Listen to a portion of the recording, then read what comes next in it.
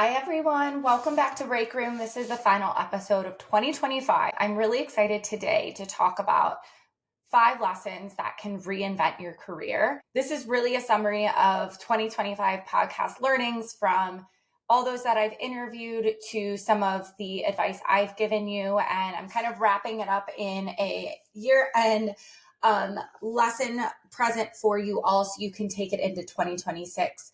A little behind the scenes of 2025, though, and why I started this podcast.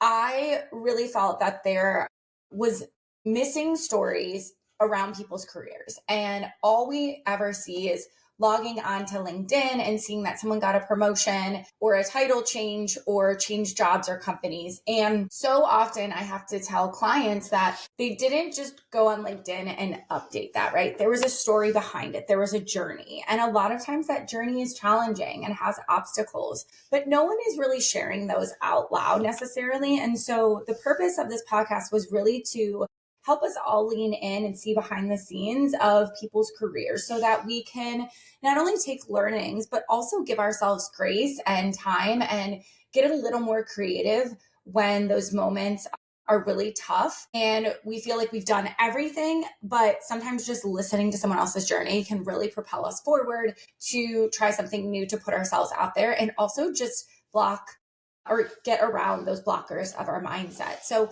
that's really the purpose of this year. And I'm so excited to continue forward with this podcast. So let's just jump right into it. The 5 learnings from this year from myself sharing with you. The first is Terry Rice. Terry, I interviewed pretty early on, and he is a mentor of mine, entrepreneur, a business expert in the space of marketing and digital and personal branding. And Terry said 2 things that really stood out to me, and I still carry them forward to this day. And the first is just be more savage. He has a whole savage system around really just not giving a shit about like other people, putting yourself out there without boundaries, doing what you're good at and not holding yourself back because you think you should be doing something else. And this is a game changer because I really, there's so many times I get distracted in my own career and start looking at what other people are doing and comparing myself and then thinking, this isn't actually what I want to be doing.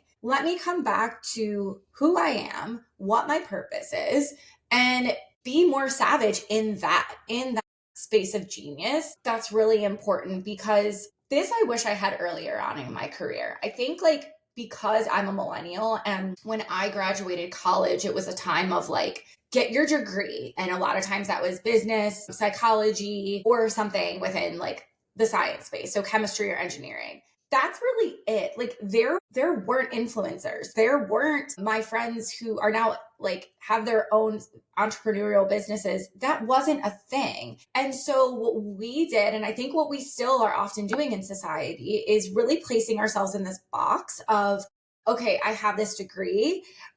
This is the school I went to, and this is the plan for myself. I think a small portion of adults out there or young professionals even will say that maybe it's like 10%. I'm just throwing that out there. This is no research, but I feel like it's like 10% that really stick to that major and what they did at school and that path. And now more than ever, people are breaking those boundaries and like breaking outside of what they thought they should have been doing or that perfect identity of what a successful person looks like based on a business degree, an MBA, or again, like a civil engineer, right? So I love seeing that. I love seeing people go outside of the box, but this comes back to being more savage and again, just not caring about what you think you should do. The second thing that Terry said is take this moving forward for every aspect of networking is lead with what do you do for fun when you're networking? Because when you're asking, who are you? What do you do? You're only giving top of the iceberg responses. And when you ask what you do for fun or what do you do outside of work, you're really breaking down the barriers and opening up much more of a dialogue of that person and yourself. And that creates more connection and memory than asking, what you do. The second topic and lesson is from Jade Sunken. And I met Jade at L'Oreal and we instantly connected on this more deeper level of thinking. One of the things Jade shared in her episode was courage isn't doing something in the absence of fear. Courage is actually leaning into that fear. And what I mean by this is, we talked about this on the episode, a change in your career can be very scary, whether you're moving states, moving jobs, moving companies, taking a risk on yourself, leaving something stable. Those are all risks, and fear is often induced from that. And a lot of people then pause. This is why, a lot of clients come to me and say, I'm stuck, because you've noticed that there's an emotional shift in how you're feeling, and you're likely feeling not excited about what you're doing. But you're stuck because you're fearful to make that change and leave. Courage is this next step. And that means you're actually then showing up in that space that is uncomfortable and different and risky, and you're going forth with it. This could look like, me and my husband moved 3 different states, Chicago, New York, LA, across a variety of a decade. And each move was extremely uncomfortable.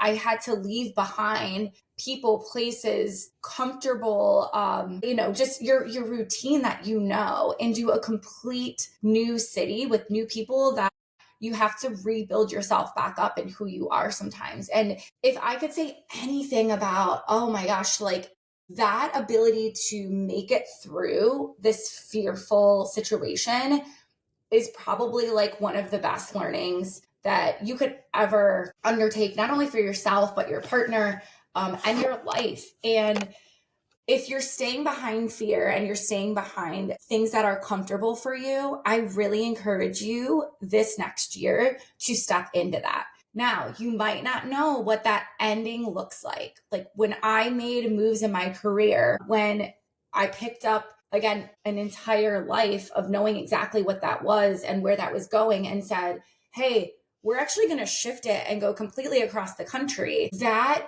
pushing through, once you're through that moment, is again, like very powerful. And I encourage you for 2026 to really lean into that uncomfortable space, because that is how you grow.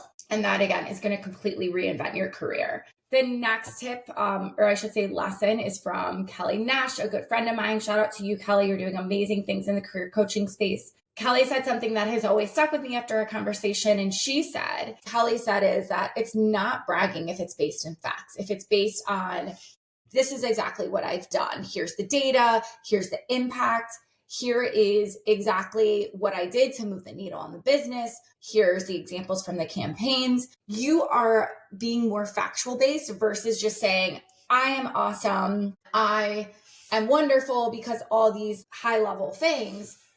Come back to those stories. And then it takes this pressure off of feeling like you're bragging, because like that again is key in your career. If you are not advocating for yourself, you're not going to honestly like grow. You're just not.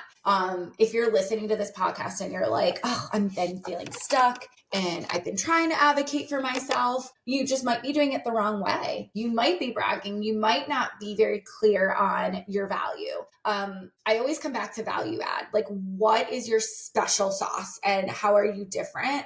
And that's going to help you stand out for a promotion or a job, or just your personal brand at a big company. This facts, not bragging, if it's based in facts, is really good for when you are at a much larger company.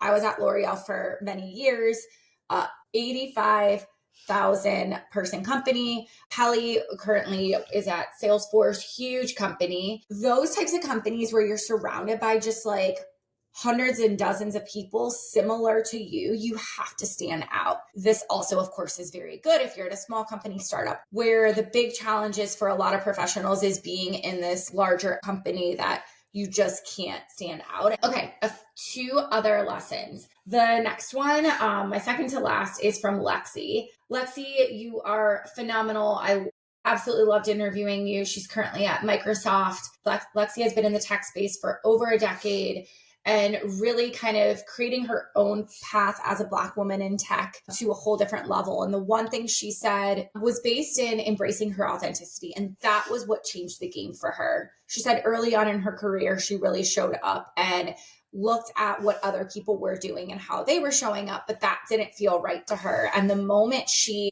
started showing up as herself, she then completely was a trailblazer after that, and really, again, continued to create a huge community of Black women in tech. She is a storyteller. She is plowing forward, and that is because she reinvented her career through that authenticity. And this is a prime example of a lot of professionals want to be like in this perfect box of like, okay, I guess this is what marketers do, or this is what they're saying. But when you actually lean into a more authentic approach and just allow yourself to show up as you and not the person next to you, you're going to see some big changes happen. Now, you aren't for everyone, and that's okay.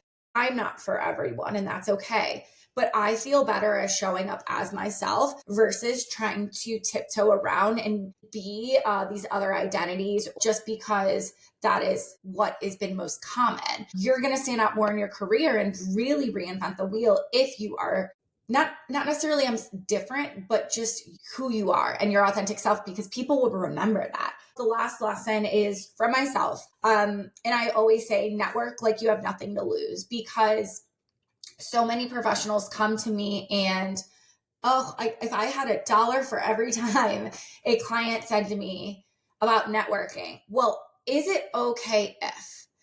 And all I say is stop right there.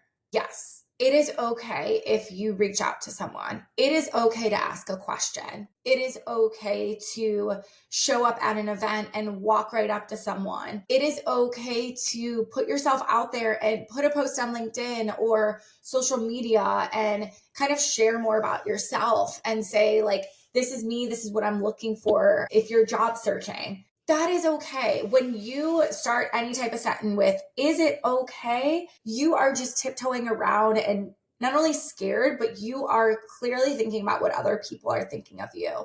And so if you approach networking with authenticity, 1 out of those 20 messages or 20 times that you went up to someone in the office is going to turn into something, and it's going to turn into a growth opportunity. And that one growth opportunity of that one person that said yes to that coffee, yes to talking to you, yes to hopping on a quick call, or again, just walking up at an event.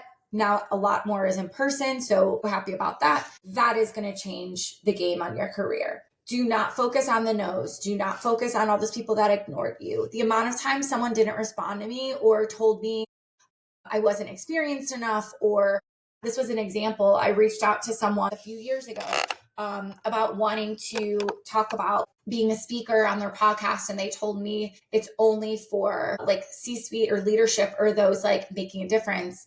And I'm like, oh, okay. Got your number. I'm going to move forward. And here I am now, years later, and I always laugh at that comment. That fueled me more than anything when someone said no to me, but also labeled like the reason why they wouldn't talk to me. And that just made me literally reach exactly what they were looking for. Use it as fuel when someone says no to you. The moment someone says yes, it is going to reinvent your career. So those are all my 5 lessons from this year. There's so many more. I had so many guests that really unlocked so many learnings for myself, and I hope you as well. Please continue to follow along. We're going to have a lot more break room conversations next year. If you are looking for a job or feeling stuck, make sure to follow me on LinkedIn. Make sure to reach out if you want to work one-on-one. Or if you don't want to do any of those things and you just really liked this episode and all the people I bring on to share their story, make sure you share with a friend, and please give a review because I appreciate you. I know you have so much to celebrate. Thank you for being a listener this year, and I'll see you in 2026.